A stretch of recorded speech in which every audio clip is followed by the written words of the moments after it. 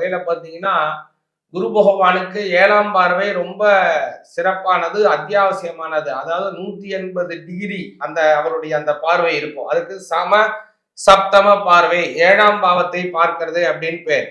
அந்த வகையில சிம்ம ராசிக்கு முக்கியமாக 5ஆம் பாவத்தை பார்க்கிறார். 5ஆம் பாவத்தை பார்க்கறதுனால மனதிற்கு ஏற்றாற் போல மனசுக்கு பிடிச்சவங்களுடன் ஒரு நல்ல வாழ்க்கை அமைவதற்கான வாய்ப்பை உருவாக்கும்.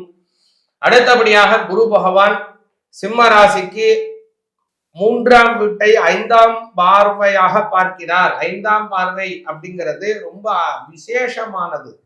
அந்த பார்வையினால உங்களோட 3ஆம் வீட்டை பார்க்கறதுனால சகோதர சகோதரிகளிடையே ஏதாவது தொந்தரவு இருக்கு, பிரச்சனை இருக்கு, சொத்து கொடுக்கல் வாங்கலாம் சங்கடம் இருக்கு, அல்லது ஏதாவது பணங்காசு கொடுத்து வச்சேன் அது திரும்ப வராம இருக்கு, ஏதோ ஒரு பிரச்சனை இருக்கு அண்ணன் தம்பிக்குள்ள அப்படின்னா வரக்கூடிய காலம் நிச்சயமாக அந்த வந்து சேர வேண்டிய